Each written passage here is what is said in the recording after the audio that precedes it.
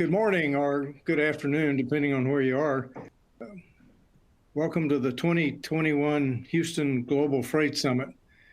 I'm Ed Emmett, a fellow in Energy and Transportation Policy at the Center for Energy Studies at Rice University's Baker Institute for Public Policy. The Baker Institute Center for Energy Studies is pleased to join with Port Houston in hosting this event.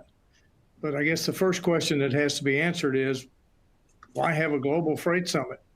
Well, those of us who have been dealing in the transportation world for a long time realize that freight is too frequently left out of transportation policy discussions.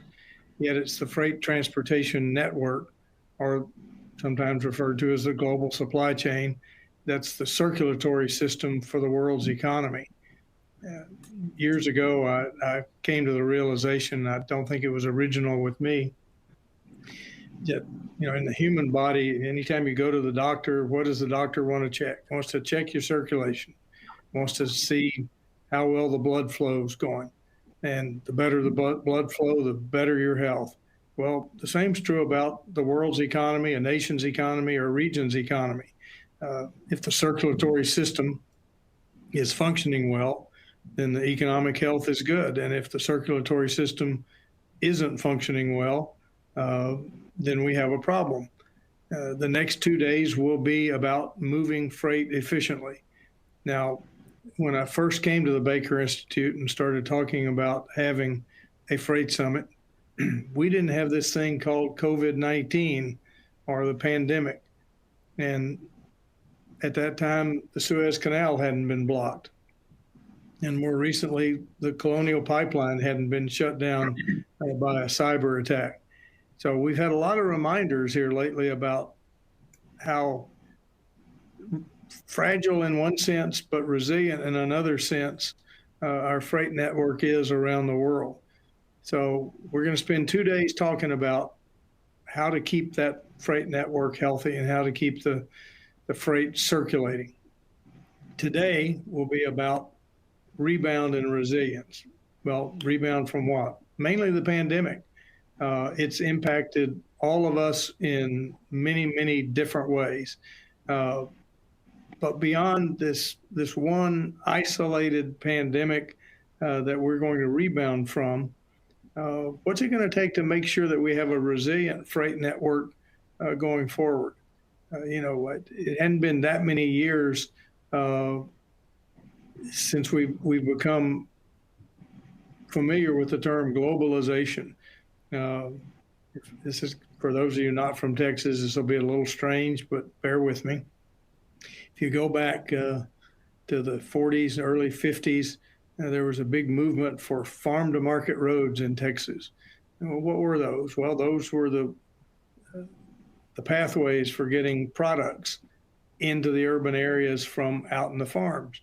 Well, if you just expand that farm-to-market road concept, what we have now is a global concept where there are pathways for sourcing products from all over the world and taking them to other places all over the world. So how do we make sure that that system stays resilient? And there are a lot of challenges to it. And so today's going to be, again, about rebound and resilience. Tomorrow, the focus of the summit will be on moving freight in an environmentally friendlier way.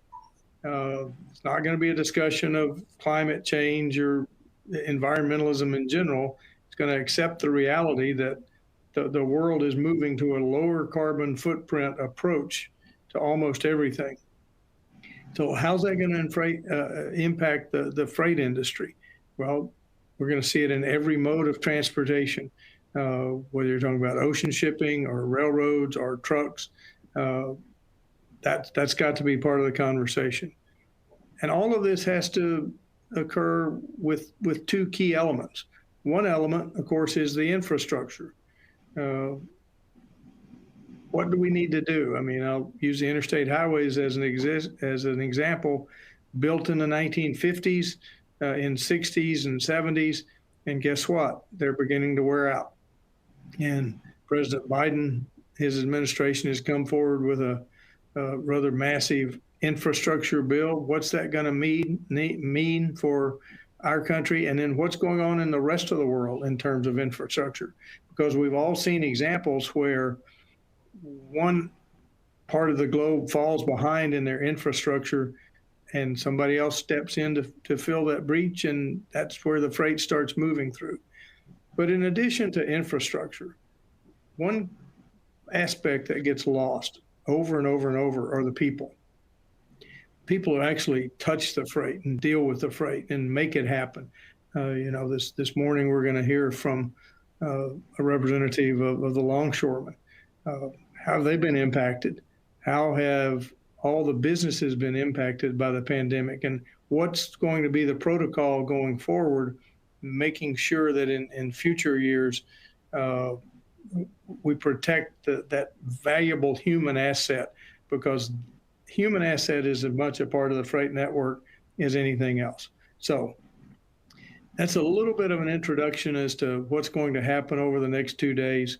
As I said at the beginning, Baker Institute Center for Energy Studies is very pleased to be co-hosting this event with Port Houston. So let me now introduce Roger Gunther, Executive Director of Port Houston, co-host of the summit. Roger? Well, good morning, good afternoon, everyone. Thank you, Judge. I'm excited for being here and for Port Houston to be a part of this conference. And thank you, Judge, and the Baker Institute for letting us be a sponsor. I think it's probably a little more than a year ago or so, probably before the pandemic, I believe, we sat in a little coffee shop talking about this. I don't know that we envisioned it being virtual at the time, but I think it's a great opportunity. We got a tremendous lineup of representatives and panelists today and tomorrow to discuss all the facets of the rapidly and changing environment that we're in global commerce. And Judge, I appreciate your leadership. You've been the county judge, but you've always been a tremendous leader and tremendous background in world trade, and it's been helpful here in our region. But, just to discuss the things like the impact of COVID-19 and what we've learned, the adjustments that we have to make for the supply chain, the need for infrastructure to improve this resiliency and efficiency of transportation, and the opportunities for reducing our carbon footprint, which are at the forefront today, and just the overall changes needed for ocean shipping, I think, are important to discuss. And having these conversations and collaborations, I believe, are really critical to move forward with experts around the world. And, you mentioned some. We got the shippers, the ocean carriers, the BCOs, the labor, which I can tell you, these essential on-site personnel kept our ports going. And, I can speak for our labor here, kept delivering cargo and things that people needed during a pandemic. Of course, we got ports, our ports, other ports around the world, information technology, policymakers. We got Congressman Babin coming later. And as you and I know, Judge, talk about ocean shipping or whatever, we can't forget, as you mentioned, the landside transportation needed, as well as academia and included in these discussions. So I know we have a lot to talk about and a lot to gain from one another as we embrace these opportunities like this. And I look forward to the next 2 mornings and what we might take away from this. I think it's a great event, and it's the first of many to come. So thanks for letting us be a part of this. Thank you, Roger. The panel is going to start at 9:15, but before we take a little break to let everybody get reset on this platform, this has been an interesting challenge. Suddenly doing everything virtual. We were all pretty good at doing events in person, but there is a benefit to having these virtual events. You can do 2 events the same day in different parts of the world. You didn't used to be able to do that. You used to spend all that time traveling. So I'm not sure what the future summits are going to look like. whether they're going to be virtual or half virtual and some in person. The personal contact is important, but at the same time, we get a lot of information, and so using the technology is worthwhile. So the intro was to go to 9:10. I think we're right on schedule with that. We will take a very short break and come back at 9:15 for those who had signed up for the first panel. The first panel is going to be fascinating, and we'll cover a lot of topics that we've already teed up for them. So I look forward to seeing everybody back at 9:15.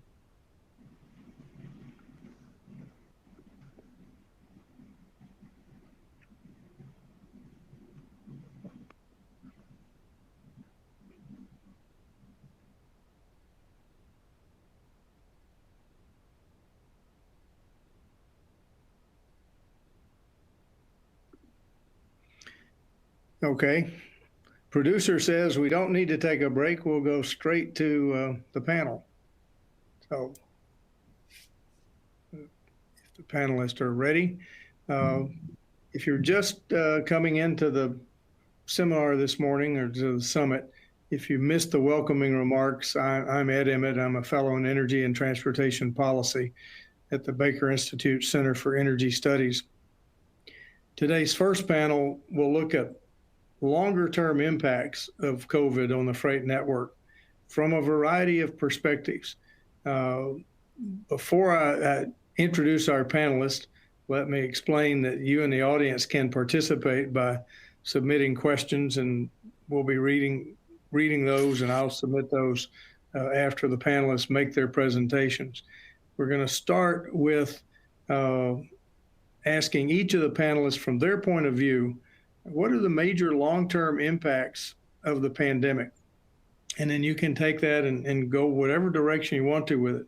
So I'm going to introduce all three panelists initially, and then I'll call on them one at a time. First panelist is Sherry Harriman, Senior Vice President, Logistics and Supply Chain for Academy Sports and Outdoors. A little bit about Sherry and Academy for those of you that are from other parts of the country. I hope I don't get in trouble with you, Sherry, for saying this, but years ago, I remember Academy was basically a surplus type store, Army surplus, and it has now moved into the forefront as one of the leading retailers, certainly in the Houston area and Texas and probably beyond. They are, and part of moving into that forefront, I think, Sherry, you and your team get credit for making it a global enterprise. And so Sherry will have some comments for us in a moment. The second panelist is one of my colleagues here, Michelle Foss, Fellow in Energy, Minerals, and Materials at the Baker Institute Center for Energy Studies. As recently as I believe it was last week, Michelle was testifying before Congress about just what is going on in the real world. And yes, since I'm a recovering politician, I can say that people in politics and government offices aren't always in the real world. And our panelists today are. So we're pleased to have Michelle with us. And then the third is Bill Williams, International Vice President of the International Longshoremen's Association. He's actually joining us from Savannah today, which again shows how doing these virtually does have some benefits. And it's important, as was said in the opening remarks, both by me and Roger, that we can't forget that human element that's in this freight network. We love to talk about technology. We love to talk about infrastructure, but we always have to recognize the human element. So Bill, we're glad you're here with us today. So with those three introductions, let me start with Sherry Harriman. Sherry, take it away. All right. Good morning, everyone.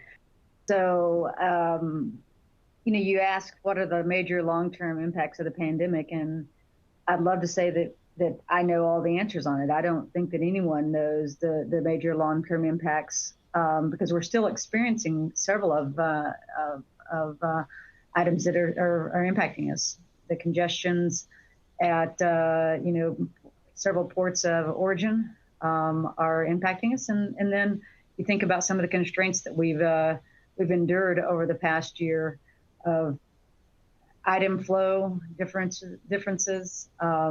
Yeah, I think there's, and I, Judge, you and I talked about this leading into this. I think there's probably a paper to be written about how the customers have changed their buying habits through the pandemic. And that presents, bulges in the supply chain, which I think has required adaptiveness like never before. And so I think when I think about this last year, the more adaptive supply chains are the ones that have come out of it successfully and are still enduring it. The ones that were less adaptive either didn't survive or they're finding new ways to adapt. This last year, and I think one of the things that I would focus on is one of the long-term impacts. And I wouldn't say collaboration took any less of a precedence in the past, but partnerships and collaboration in this environment, surviving through the pandemic, I would say has been the primary resource that I think every company has probably had to lean to.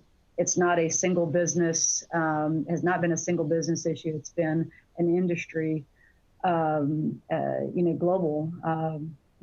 issue that we've all been dealing with. And so I think we've leaned onto our partnerships and different collaborative efforts to find new ways of working and innovate to be able to manage through it. But I think we're still learning new ways of working. But it's through partnerships like Port Houston, all of us understanding how we can leverage our resources, our workers, make sure we provide a safe workforce for our workers, and then just find new ways of leveraging each other.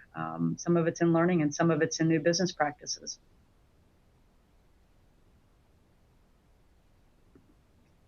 Judge, if you have any other questions, like I said, this is one that I think you participate in these panels in many ways so that we can learn from each other. And that's what I'm hoping to do, to say that we have all the answers. I don't think any of us on the panel or in the audience would probably have that. No, I appreciate that introductory start. Yes, I'm going to have several questions, and hopefully I'll get the three of you talking to each other because that's the whole purpose of the panel. But right now, Michelle, would you like to go? Sure. So thanks, Judge, for including me, reaching out to the fellows to support your summit, and I congratulate you on getting this summit together. I think it's a really good thing for us to be doing right now. So I'm sort of in the same ballpark as Sherry. I don't know that we all know yet what the permanent effects of the past year and everything that everyone has done has been. But in preparing for your event, you sent around a note and you wanted us to share some thoughts on what we saw as pandemic effects. And there are some things that I think got revealed that are long lasting.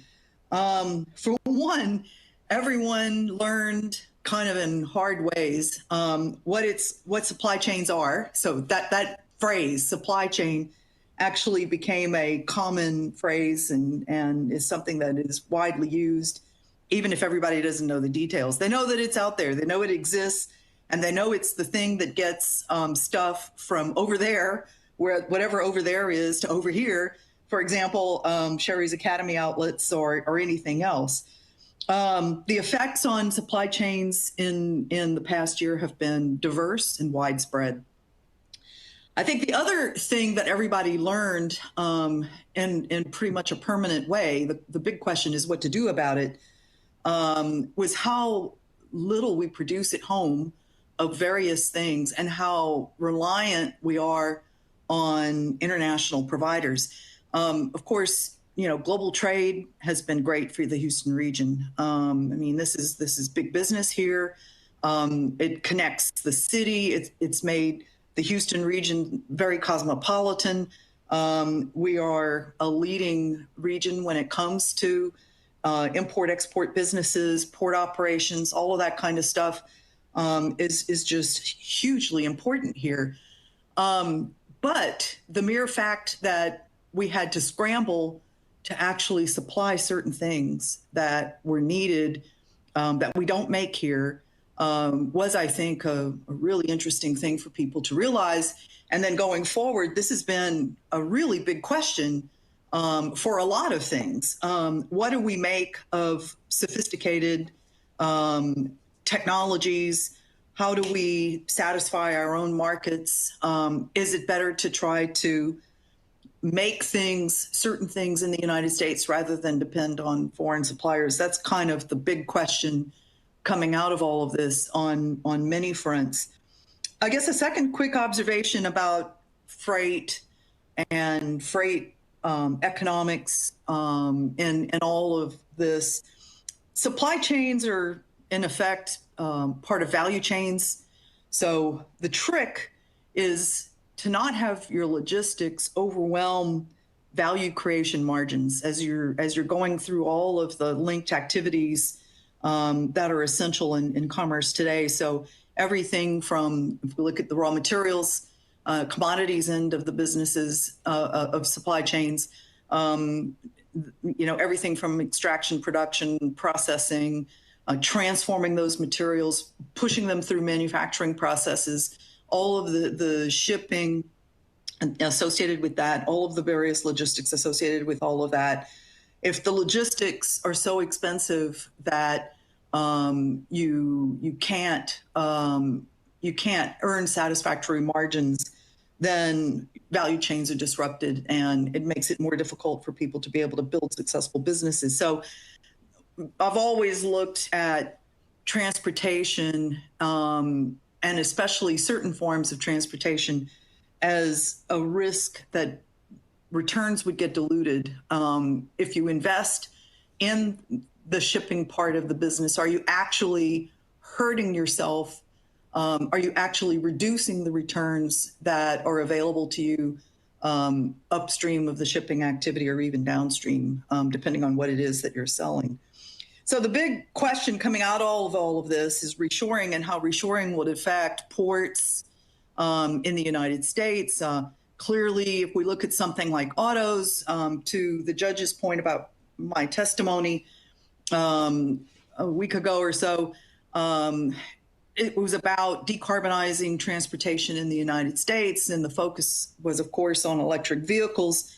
We move a lot of vehicles through the Port of Houston that are made abroad, assembled in various stages, depending on where they're made, and the various rules associated with all of that on the trade side of things. And so the question is, if we move away from conventional vehicles to something like electric vehicles, and the desire is to try to make more of that at home, and have the United States be a leading producer, a leading competitor in the manufacturing of electric vehicles, what do we have to think about in terms of those supply chains? And that would involve a complete replumbing, in effect, of how we do things. We'd have to be either able to substitute all the raw materials that we don't make now, or that we rely on abroad, with ones that we can produce at home, and we don't produce them now. We would have to be able to substitute manufacturing in a cost-effective way. We wouldn't want to, certainly manufacturers wouldn't want to see the savings that they might get from moving away from importing either inputs for vehicles or finished parts and assembly themselves, with higher cost of manufacturing at home. I mean, that you're not accomplishing the reshoring, repatriating effort that everybody wants. So those are some really enormous questions, I think, that have come out of this experience. I don't know that anybody has all of the answers. And then add to that all the other things that other people in the conference will be talking about, or even on this panel, costs of different forms of freight, carriers, locations. Shipping is so location dependent. When you look at the United States, which side of the Panama Canal are you on? Labor, which came up earlier, and all of the effects of the pandemic and health concerns on shipping labor forces all the way across, environmental issues related to fuels, and whether cleaner fuels can actually be provided competitively, or what are you going to be doing to freight costs there? So there's a whole host of things to consider, but I would say that out there right now, what I see in the landscape is a really strong desire to try to do more things in the United States for a number of reasons, including economic development and job creation. The trade-offs are going to be the cost of doing all of that at home versus all the benefits that we get from trade. Very good. Well, you caused me to write down a lot of questions, so we're gonna have some good follow-up.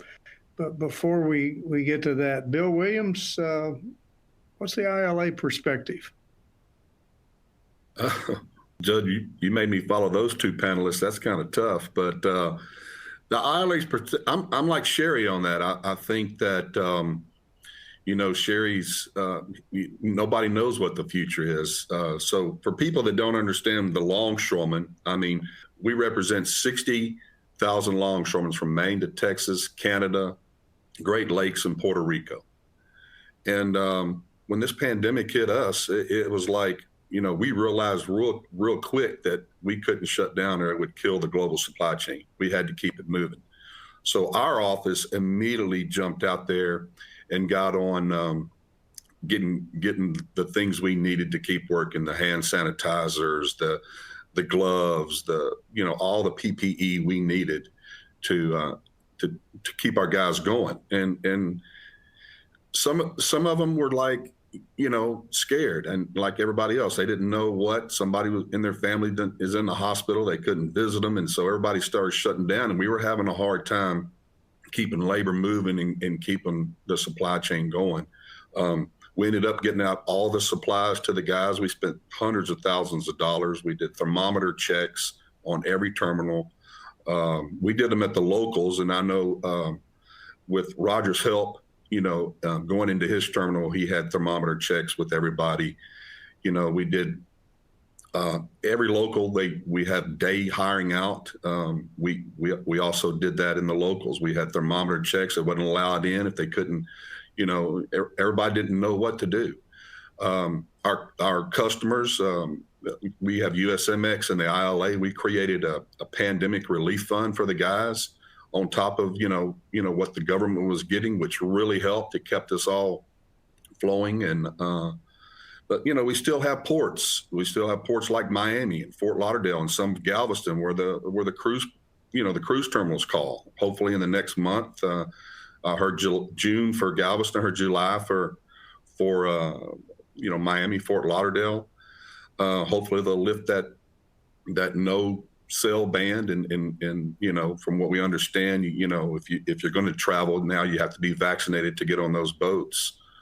But it's I don't see. I mean, we talked before the panelists. I don't see the CDC us abiding by that right now. We're going to stay in these masks. We're going to stay with hand sanitizer. We're going to keep doing what we got to do. We don't need we don't need the guys to shut down at all. And we got to keep everything flowing. And that's our main concern. So our customers, the Port, Houston, Roger, big helps with our guys, sanitized everything, machines, just did everything we could to keep everything going. And we'll continue to do that for as long as we need to. So, Ed, I appreciate the time, and, if there's any questions, I'm game. Well, we're going to have several questions. Did you have a video you wanted to? Yeah, I think we can click that. It gives us an idea of how, I don't know how we do this. The most serious health crisis in a century. Japan has now seen a big spike in cases. They've declared a state of national emergency. What about hospitals? Because I know the CDC is advising Americans to be prepared for significant disruption to their lives. And New York is opening a handful of new testing sites. New Jersey is a corridor state. So much of what we need, whether it be medical supplies or groceries, wouldn't get to us if it were not for these brave folks working in our ports at the International Longshoremen's Association.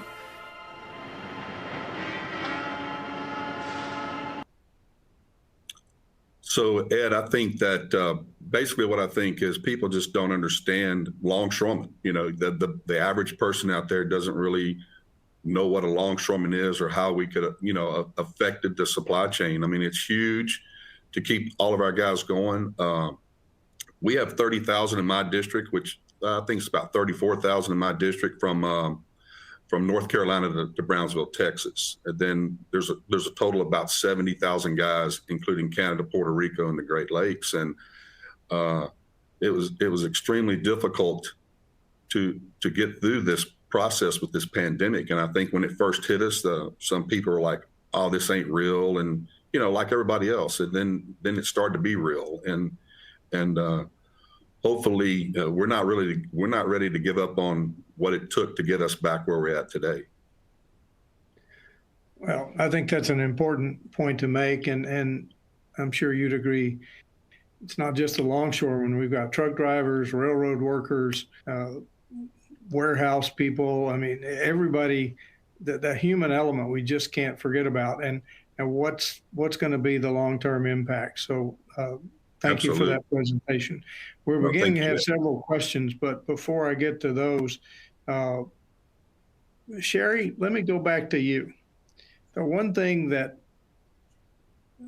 on the consumer level we've all seen, and I've seen it firsthand around my household, is the tremendous rise in e-commerce versus brick and mortar. And I know you've got brick and mortar stores, but what do you think the long term is? Are we going to go back to people shopping in brick and mortar, or is the e-commerce here to stay, and what's going to be the impact?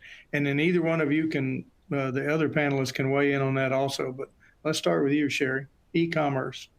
E-commerce, and I think it's more really about omni-channel than anything else. It's allowing the consumers to purchase merchandise and however they want to leverage it. So some of it has been, businesses have had to learn how to navigate the new environment. When stores couldn't open, we found ways across the retail industry to leverage things like curbside pickup. Is curbside pickup going away? No, I think there's still an opportunity for customers to buy things. We had curbside pickup before, it was really called curbside pickup, and it's just because we have heavier merchandise in some of our assortment. And so, but now a customer has learned how to shop online and then determine when they want to be able to come and pick it up and get some assistance in getting that out to their car. And then you think about the consumers that maybe hadn't shopped as much online before.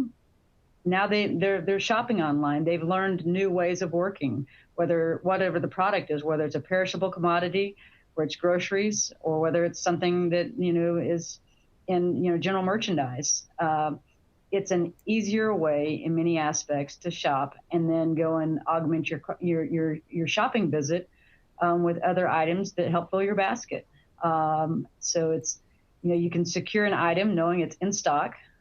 And then go and buy additional items. So e-com has become a much bigger part of every business, every retailer's business.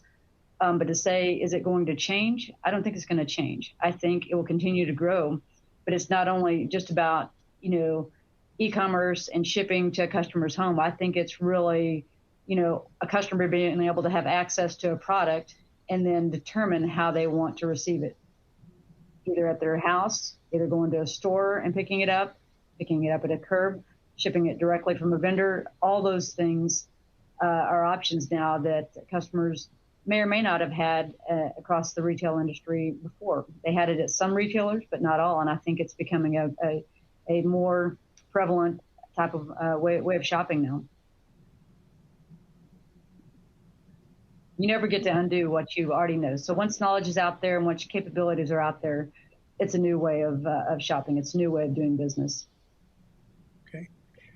Michelle, what do you think about the impact of e-commerce? You mentioned the sourcing changes. Clearly, where it's sourced is going to make a difference in how the supply chain reacts. And before I let you answer that question, Bill, it doesn't really matter to you. I mean, it's going to be coming in through the ports if it's from overseas, whether it's ultimately delivered e-commerce or not. So, Michelle, what do you have to say about this?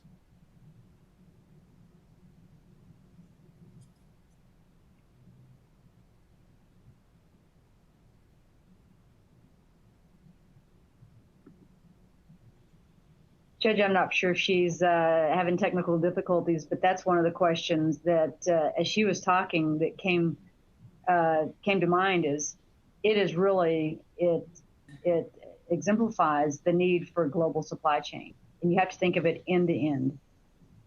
You can't just say I'm going to switch from abroad and now start manufacturing or getting product from our suppliers here in the U.S. It's not as easy as that, because you have raw materials, you have, every element of whatever the product that you're making, that you have to think about it holistically, because you direct import some items, but your suppliers do that as well. And the components that have hit the industry, an example I would point to is probably the automobile industry.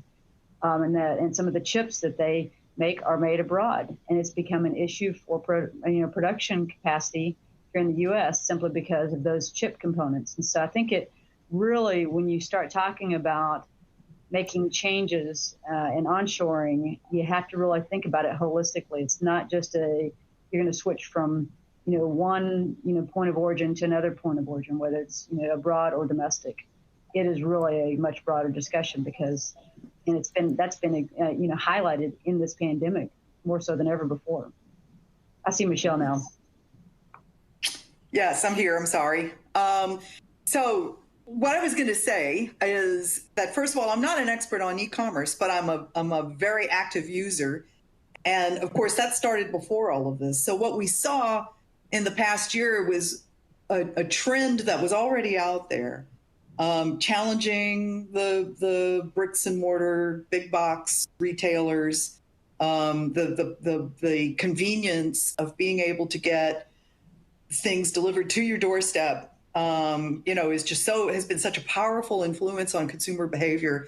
It's hard to ignore, and that just got heightened. To Sherry's point, you move away from that, and you have to think about everything that you are engaged in that affects that delivery process. So, if I'm going to substitute something that's made in the United States versus made abroad, even though it may be very cheap and, certainly manufacturing costs abroad have influenced a lot of what consumer products are available to us and what retailers offer because of price advantages and other things. All of this is contingent on what the cost structure will be like here. But the buying patterns, the consumer preferences, all of those kinds of things are those behaviors are very powerful and just got reinforced. So there are kind of two questions in this. One is the extent to which those will be long lasting. Will people move away from that to some extent and go back into the retail environment when it comes to end-use consumer products? For the kinds of goods that we want and the price points that we're looking for, can we get those from domestic suppliers, or are we going to continue to be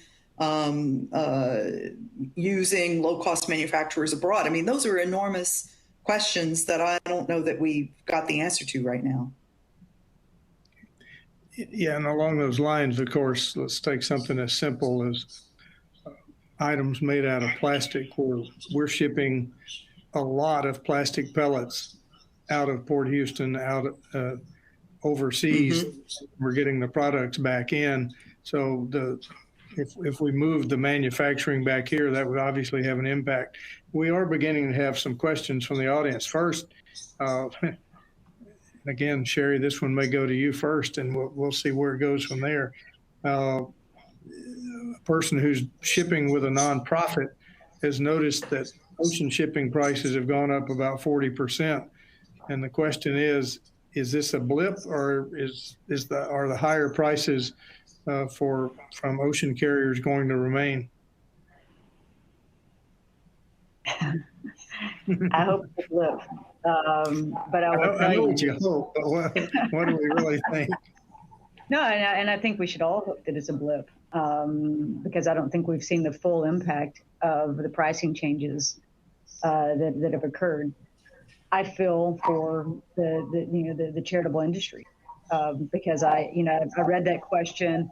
I've heard of a couple of instances where the supply chains, especially for those charitable industries, has changed, where we used to be able to, as the United States, used to be able to provide through our charitable organizations products to less fortunate countries. And the mathematics just doesn't work anymore. And I've had some interactions, or I've been exposed to some situations where, for example, whether it's books or whatever, you just can't get rid of those books the way that was beneficial in the past. And so there's a crystal ball out there, and I don't have the looking glass into that crystal ball that's going to tell us what the pricing is going to do. But I think at some point you expect it to normalize. Where it normalizes, I think we have yet to see. But it has implications not only for the retail industry, but it has more holistic implications on things like our charitable organizations and that support that the U.S. has been known for providing, relief efforts and donated supplies to countries, and it's just made that even a tougher equation to deal with.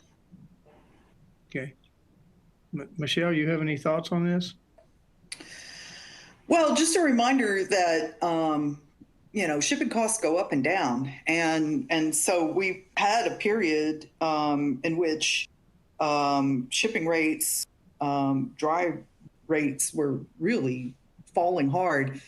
I'm sure, shippers will always try to keep the advantage, the pricing advantage, as long as they can, meaning they like higher rates rather than lower rates. Especially if they have to invest. And there's a lot that people are expecting in terms of investment. New equipment, new modes, new fuels, emissions management, all of those kinds of things are affecting carriers of all types. So the more robust the shipping rate, the better the cash flows to be able to accommodate all of the things that people are lobbing at the shippers themselves, meaning the shipping providers themselves. Yeah, the shippers term don't want higher shippers and rates. carriers, right. Sherry's the shipper. Sherry's the shipper. That's why, I corrected myself. No, I've wrestled with logistics provider. I've wrestled with the definitional problems my whole adult life in this business. But since we're talking about ocean carriers, how big are the ships going to get, Bill? Are we still buying larger and larger container ships? We are. And I don't think that's going to change, Ed. I think this Port Savannah, and Roger will tell you too, we got to dig our channel in Houston deeper and wider to get them. We were getting 1-2 a week at most, and we had some problems, and now we don't get any. So Houston is now deepening and widening the channel so we can get them. I mean, if you think about these ships today, we got one that calls Virginia this week. It's the largest container ship ever to call Houston. I mean, ever to call the United States, and Virginia has 52 foot of water, and this thing pushes 49 foot. You bring in one ship, it's like bringing in 3 regular ships. They're just getting bigger and bigger. And, Roger can tell you the ports had to buy bigger cranes. And I don't even know how they float, to be honest with you. I don't even know how. I've seen them. They're massive. Me, Clyde, and Benny in our office was in Savannah here a couple of weeks ago. The Georgia Port Convention, we came to it, and one of the big ships came by, and we just like, I mean, you know, they say the one that calls Virginia, if you stood it up on its end, it'd be the Empire State Building and a half from one end to the next. So that's crazy. I can't answer how big they're going to continue to get. Maybe Roger has a little insight on that, but I know we want them. We want them in Houston. We're going to do everything we can to get them. Our customers want them. So, and one of the things that, go ahead. You asked about the size of the ships, and before we get too far away from it, you talk about the pricing and the rates. I think there's a healthy balance. I think where Michelle is right. Rates go up and down. I think previously the rates may have been in a situation where the carriers may not have been as viable. We need the carriers to be in a good business situation. It's healthy when they're healthy.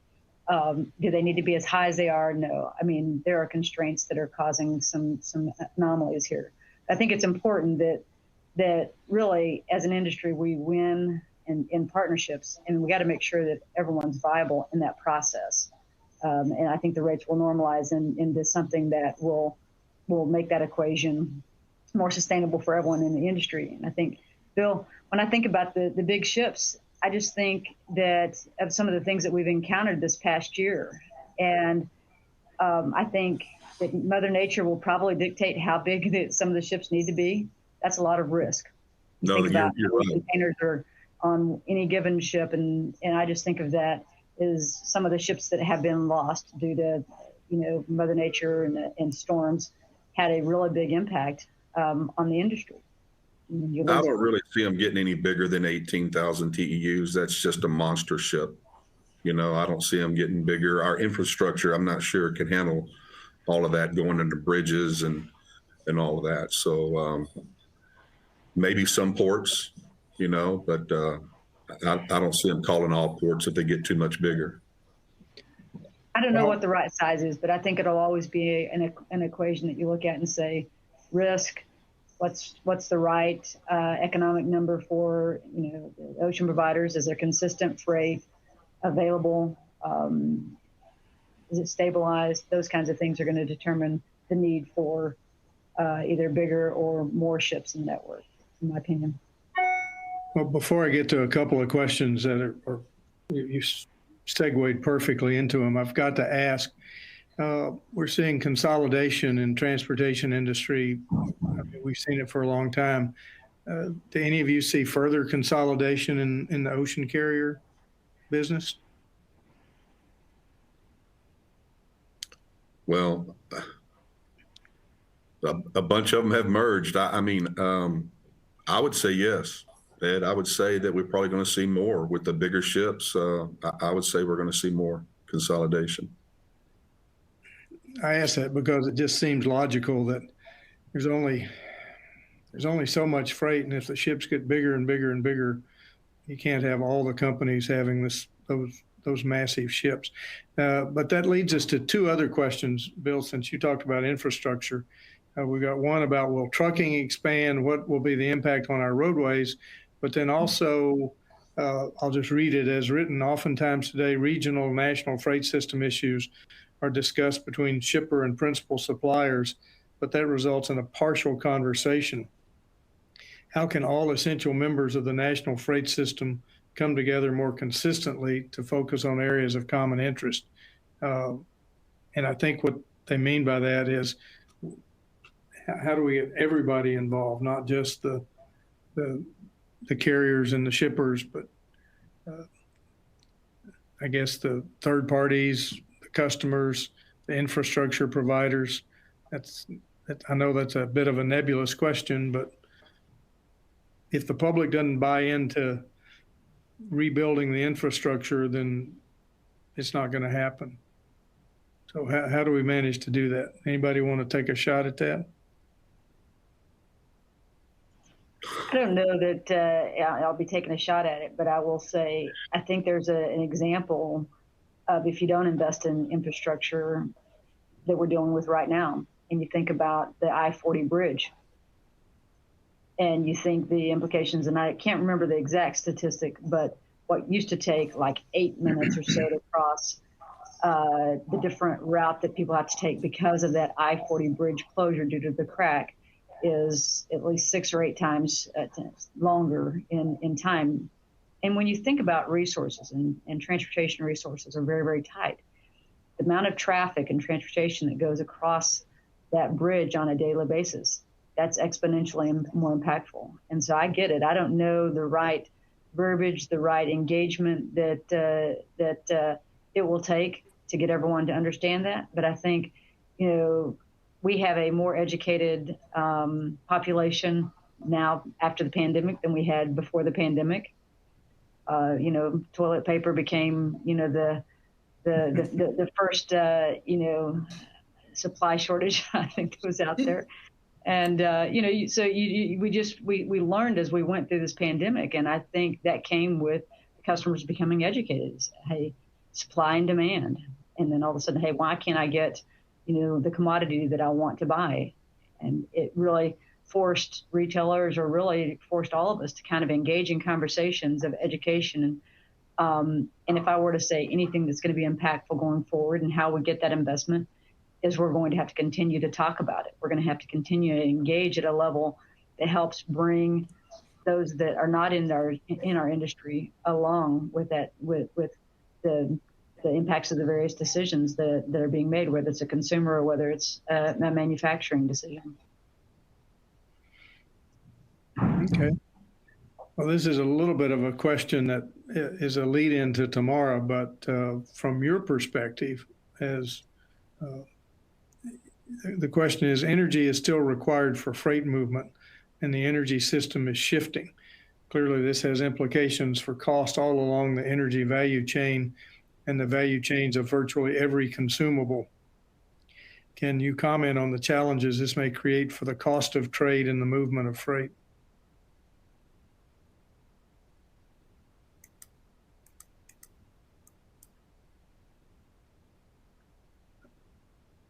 Opinions? Who's that question for? All of you. Anybody who wants to weigh in.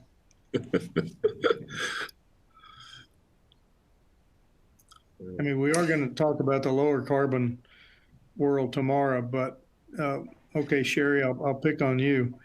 From your perspective, what's going to be the impact? Cost going to go up? What's going to happen to your value? Again, it's somewhat of that crystal ball. I think where the win-win scenarios occur are when you make natural decisions of ways we can do things better without adding cost. Economically, I think that the cost equation always wins.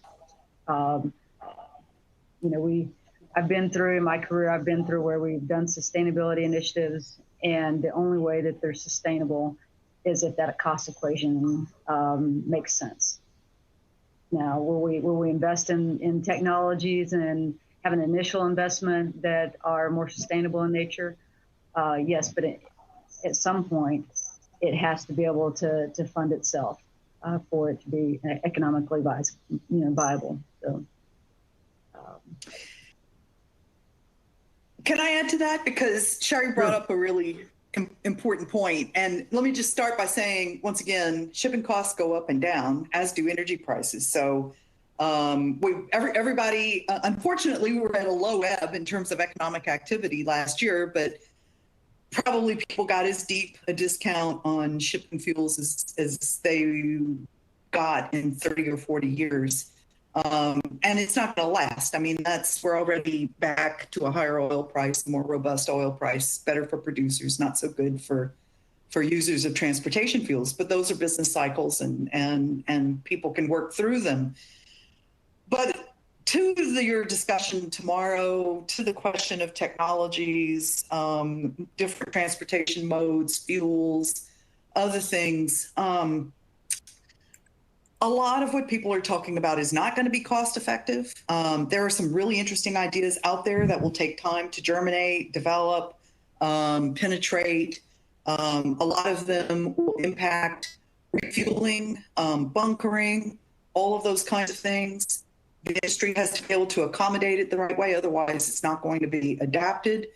One of my concerns is that the drive to try to encourage or accelerate shifts to different technologies and fuels will come at the taxpayer's expense.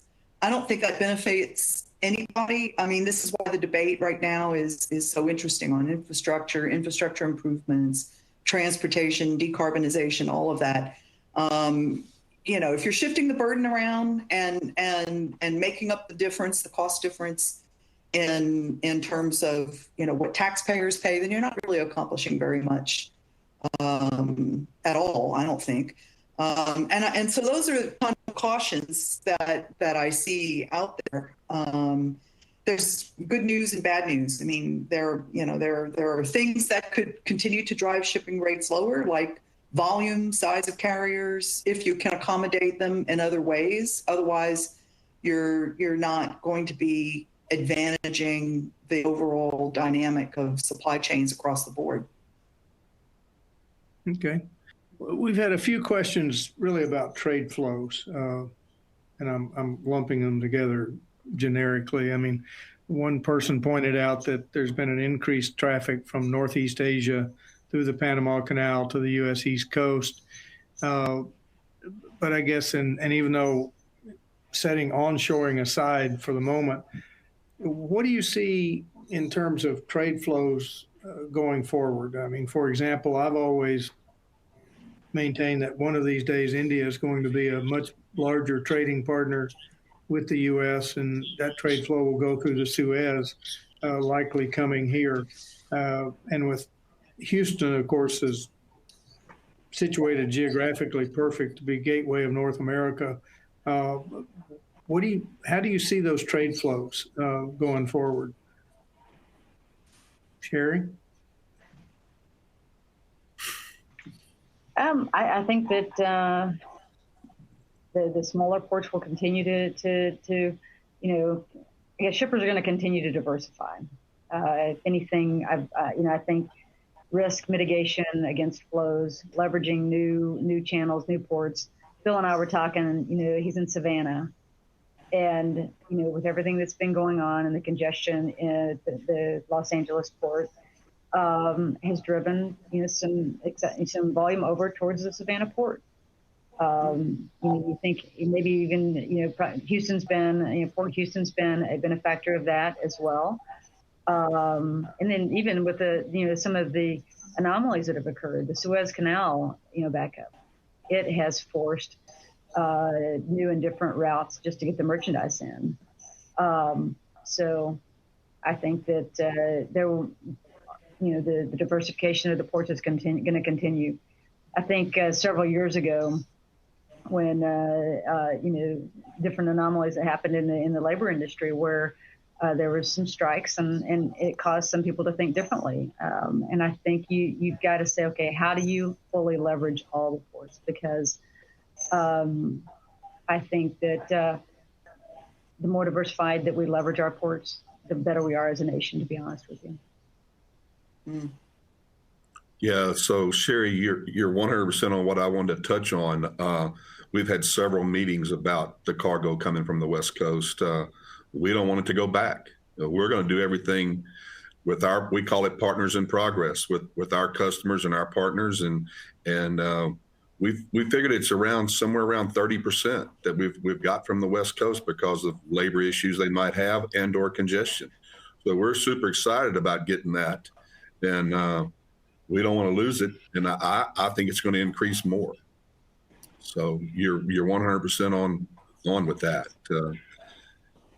And so that's why everything's picked up on the East Coast. And it's not just Savannah. It's like you said, it's Port Houston and other ports as well. I mean, New Orleans has even picked up some of their container volume, and we hope that all the ports up the whole East Coast keep getting busier and busier. we're excited about getting some of that cargo from them. And you're right, they had some labor issues. Ships were backed up, and I think they just looked at what's best for the business. You Michelle, mentioned it earlier, Bill, and in the pandemic, just jumping in and thinking about, a lot of times in supply chain, we think about things as far as in trucks and boxes and ships and containers.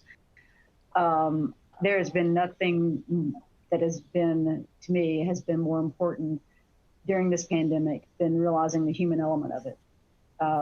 None of that works without the human element. We saw it at port of origin, and that's where it really started, is that the COVID crisis really started over in Asia. And so, if you can't get the workers to work, the freight doesn't move. Same thing that's probably occurred, at different ports, but LA, I think one of their constraints is when people are sick and this, pandemic has been an illness, then they're not able to work. And that is one of the most elevated resources throughout this pandemic in the supply chain, I think, that has been most impactful, because you think about those couple of things and just the residual impact of it. It caused container shortages. Ships couldn't move. Therefore, you got an imbalance that we're still, somewhat still dealing with. So I just wanted to, escalate that, Bill, is because I think that, we can do a lot of things with technology. We can do a lot of things with, physical resources, but none of it happens without the resources of our labor. Yeah, you're right.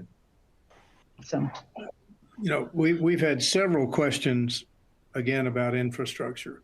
One talking about when we say revenue, are we really talking about taxes? Who's going to build the infrastructure? Will it be the taxpayer who builds the infrastructure that then benefits the shippers and carriers? And if not that, then what? Because as has been pointed out by at least two of the members of the audience, the landside infrastructure is getting old. And so if we're talking about 18,000 TEU ships coming in, it doesn't do any good to bring the ship in if those boxes can't move inland. So I know that this is kind of a real generic question, but how do we make sure that the infrastructure is right? And who are likely to be the winners and the losers? Because I can see a situation where the government says, well, we're going to build infrastructure for this port, but not for that port. And that's going to be an interesting decision to make. I'm going to start with either Bill or Michelle, but Bill, what are you seeing among the various ports that you represent? Well, I think like I said, a couple of weeks ago, we were here for the Georgia Port Conference, and they have infrastructure going crazy. I mean, they're building and road construction out of their port. They have a main highway that all the trucks go on. They don't go through the city. They go around the city. And, some of our other ports are going to have to get on that same, I feel like, and, I love Houston, but we're a little behind Georgia when it comes to that infrastructure they got going on here. They are, they're all over it. And we realize some of the same things. We've talked to our port commissioners in Houston, and, I don't know where that, that's over my head as to how the cost and where that comes from. I know that at the Georgia Port Conference, the governor was there, and he talked about, the state giving money and stuff like that. But, Savannah and Brunswick's the only two ports the whole state has. Texas has got all kinds of ports. So, we got Corpus, we got Galveston, we got Beaumont, we got Freeport. I don't know. I don't see the state help funding any infrastructure money to help us, build out anything. But that's just me. I don't know how. I would imagine that unfortunately it would go on to the taxpayers. Let me pick up on that a little bit, because I was in Savannah not long ago, and they've got two railroads that serve their port, Norfolk Southern and CSX. And I think the state is actually building an inland facility for each railroad. and they're trying to get as much freight as possible to move out of the port by rail to greatly reduce the number of trucks. So that could be a possibility, I guess, over here, but it would require investment, and who's going to make that investment? That's a question. Right. Sherry, from your point of view, I guess you don't really care how the freight gets to you as long as it gets there on time at the lowest possible cost. Is that right? Pretty much, but I would say that this is just Sherry speaking. But if we're waiting for some state or some government to come and fund everything for us as businesses, we're in for a long haul. Where I've seen the economics work is when the competitive environment is allowed to operate freely. And so where the investment comes from, who are the users? I think we will dictate that. Now, is there state funding that we can help, lobby for and leverage fully? Because it is for the betterment of a state entity to keep that pipeline going. But I just think economics and just the basic components of economics have to drive these discussions. If one port doesn't invest, another port will. The competitive landscaping will drive the business to wherever the investment is. And the more that communities understand that, the more benefited they will be. Those that don't and start lagging behind and don't make that investment will not win. It's kind of like it's retail. It's those that invest in their business and ultimately secure the commodities that the customer need at the best price and the consistency associated with it are the ones that are going to win the customer's business. To me, it's a matter of economics. Well, speaking of competition, investment, it'll have to fund itself at some point. Yeah. Either it's going to have to fund itself. Yeah. Yeah, we have a audience member who points out that Port Houston, all the western United States are really tied to two railroads, Union Pacific and BNSF. And some of us can remember when the railroads didn't want to carry containers at all. And now it's really a competition between the West Coast and a port like Houston as to which one does the railroad want to serve. So how are we going to sort that out? How do we get better rail service into Port Houston versus allowing it to come into the West Coast and come across? And I'll go ahead and throw in another question, and that's the potential merger of a Canadian railroad with KCS, because KCS, of course, goes direct to the West Coast of Mexico at Lázaro. Is that going to have an impact long-term on us? I'll throw that out to anybody. Michelle, Bill.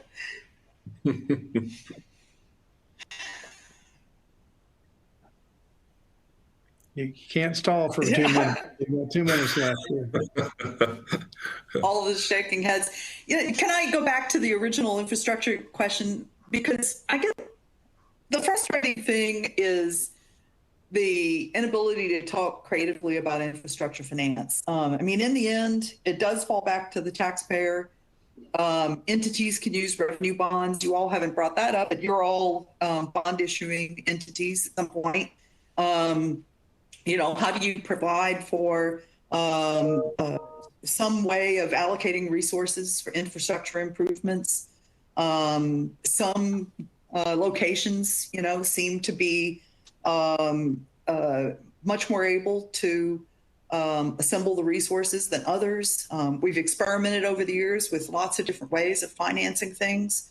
And yet there's no easy answer on how to get stuff built. There's, at the end, the public has to accept infrastructure associated with shipping, just like anything else. Not everybody is always happy about that. So, that's a whole separate question. If you're trying to bring more rail service or improve roads for freight in the Houston region, there are a lot of consequences, and you know there are always things to think about there. You know, it's something that everybody wants. Everybody wants infrastructure, and yet the conversations about how best to do it, and you know, where do you draw the line between public resources and how to distribute those versus you know, the competitive positioning of different locations, as Sherry pointed out, that will happen. You know, I drive I-10 a lot. I-10 is always shovel ready. I make that point all the time because there is always something going on that roadway. I think there are a lot of areas where, you know, it's easier to direct resources to infrastructure improvements in certain locations than in others. And that just, you know, is reality. All right. Well, Michelle, you get the last word. As I thought, the hour went very quickly. I think we got to most of the questions, and I think your last comment is there are no easy answers, and that's probably where the panel concludes. So thanks to each of you for participating this morning. We certainly appreciate it. I think it's been enlightening. We probably came away with more questions even than answers, but this has been very productive. So I'll thank each and every one of you.